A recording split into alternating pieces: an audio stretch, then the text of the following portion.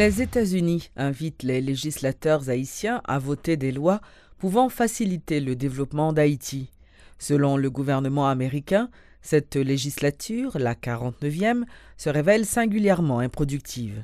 Le représentant spécial d'Haïti au département d'État, Thomas C. Adams, a déclaré au mois d'octobre que les législateurs haïtiens n'avaient pas encore voté suffisamment de lois pouvant aider le pays à faire face aux défis que représentent le développement moderne et l'investissement. Le Parlement haïtien a fait preuve d'une improductivité singulière cette année en votant seulement 9 lois au total, a laissé entendre M. Adams devant le Comité des affaires étrangères de la Chambre des représentants lors d'une séance d'audition.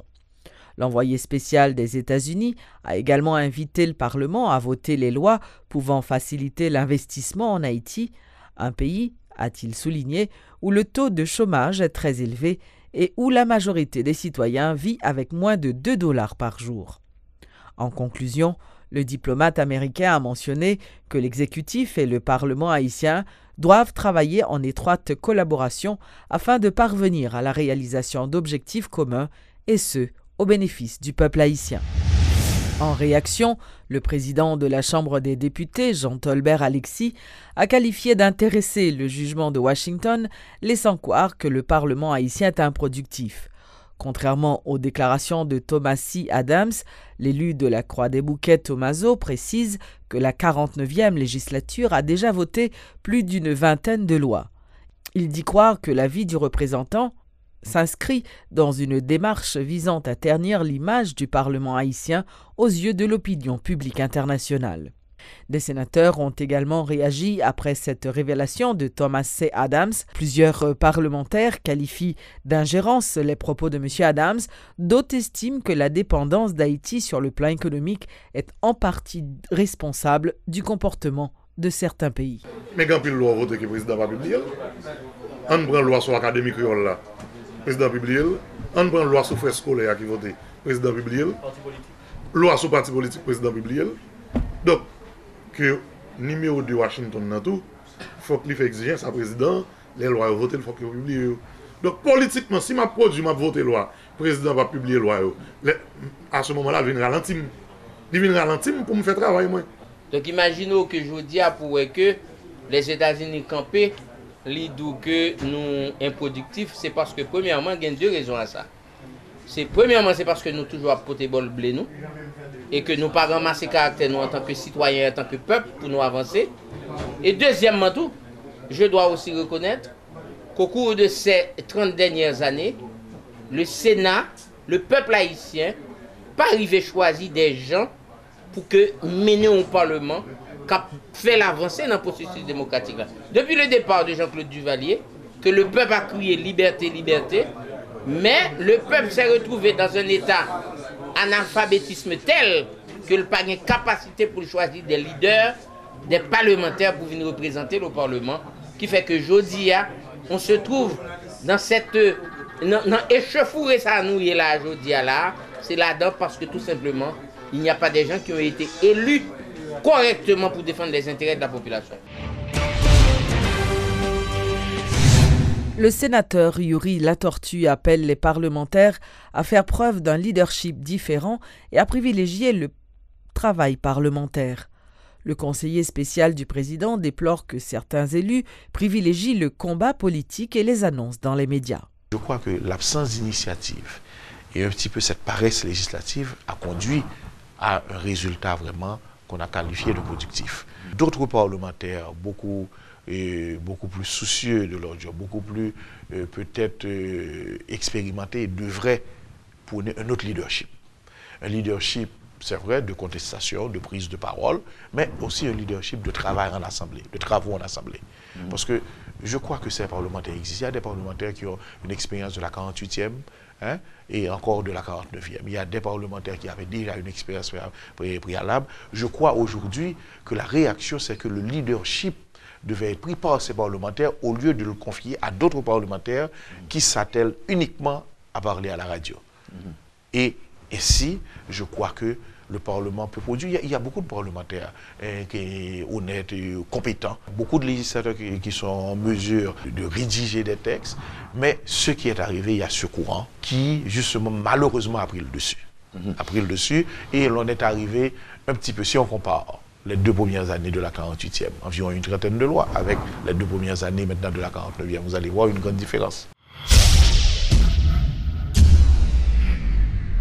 Alors que les élèves des lycées Philippe Guerrier et Jean-Baptiste Boukman du Cap Haïtien étaient en classe, des inconnus mal intentionnés ont lancé du gaz lacrymogène au sein de ces écoles, provoquant un mouvement de panique dans les établissements.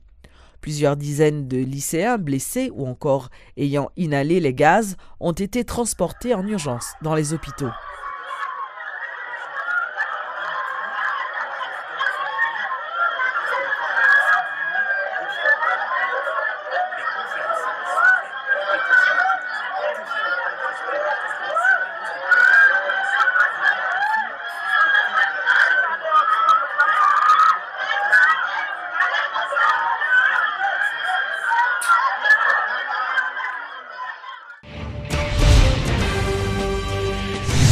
Le système judiciaire est paralysé dans la juridiction de Port-au-Prince en raison des mouvements de grève réalisés séparément par les avocats du barreau et les parquetiers, avec comme toile de fond le dossier d'André Michel.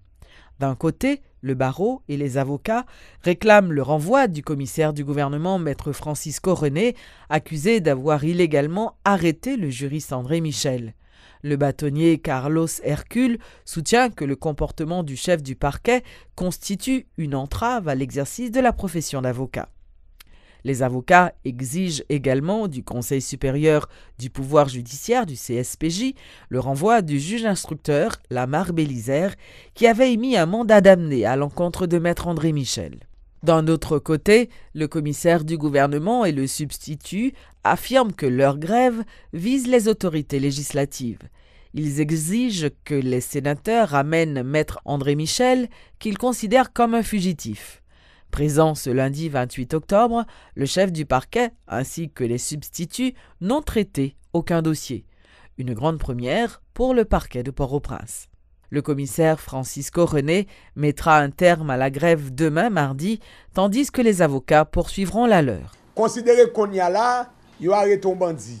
Il y aurait le permanence parquet, il dit, commissaire, mon monde là, nous besoin de juge de paix. Moi, je dis, parquet, pas de travail, bloquer toute bagaille. Mais non. Mais non. Parquet a obligé de réagir. Commissaire gouvernement a réagi. Mais, en ce qui concerne, tendez moun, prend un bandit, fait le vin là, pour nous tendre, pour nous interroger, nous peur. C'est ça le problème, nous avons fait nous faire rien. Nous peur, pour ne pas venir prendre bandit à nous, même j'ai été venu prendre André Michel. Donc, mais ces parlementaires qui ont débarqué là, on peut venir prendre moun dans nous. Donc, pour empêcher que nous perdions moun, même j'ai nous perdu André Michel, qui la loi, la justice a cherché. Donc, pour ces parlementaires, on va débarquer là, on va prendre un autre bandit criminel notoire devant nous, pour dire qu'on s'est question persécution politique.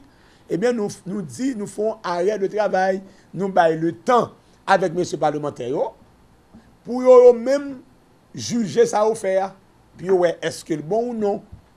Mais, ce n'est pas parce que le parquet est en grève, dans le sens que. Pardon? Mais écoutez, sont fugitifs qu'elle y est. Donc la police a droit, n'importe côté aux jeunes pour prendre. Mais le parle de conférence de presse.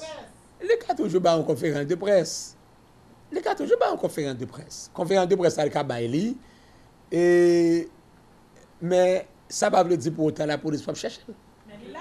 Ah ben la police va prendre. Mais le parquet n'a pas qu'à fermer porte lui. Le parquet à ce pays. C'est la justice. Là, il n'est pas qu'à fermer dans nos pays.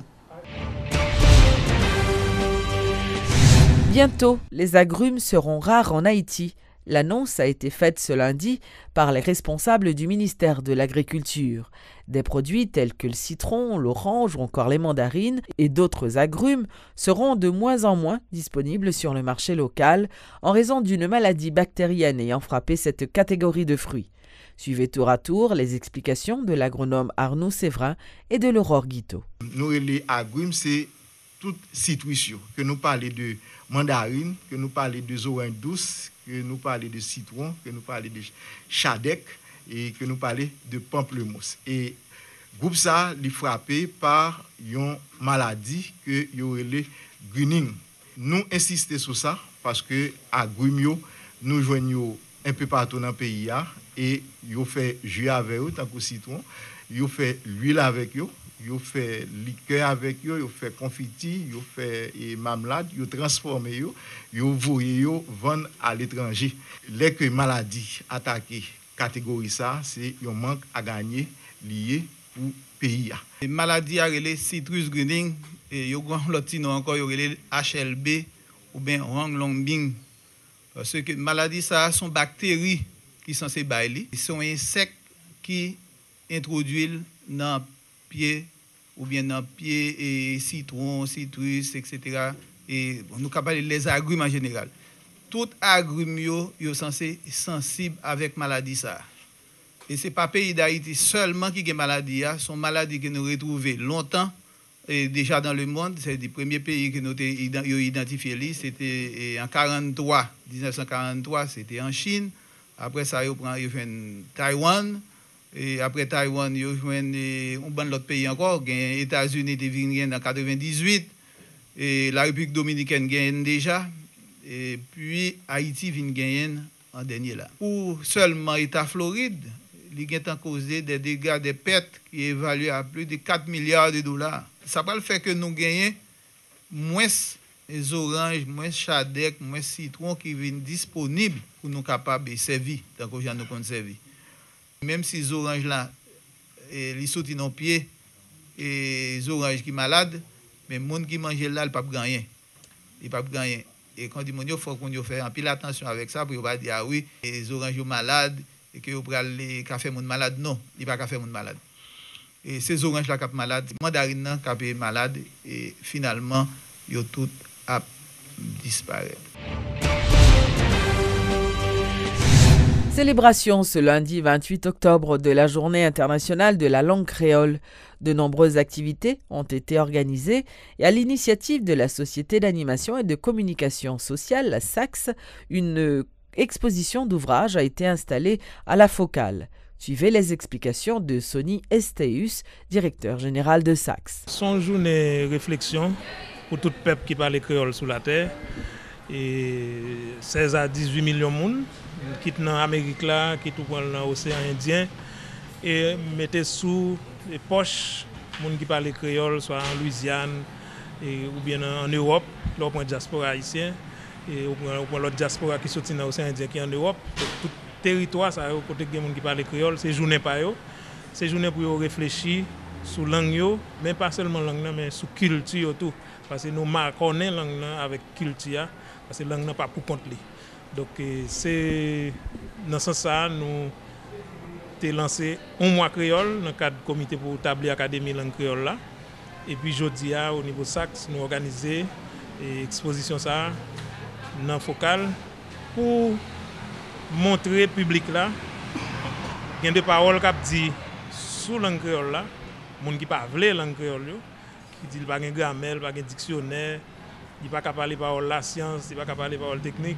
Eh bien exposition ça aujourd'hui vient démentir toute parole ça yo parce que là nous va regarder après il y a un dictionnaire synonyme, il y a un dictionnaire créole, il y a un dictionnaire français créole, il y a un dictionnaire français anglais, créole anglais, créole espagnol, créole français. Donc il y a toute qualité de livre là, il y a un livre pour l'école dans toute discipline, sciences sociales, histoire et géométrie, etc. Ou avez un livre qui est écrit en créole dans tout domaine.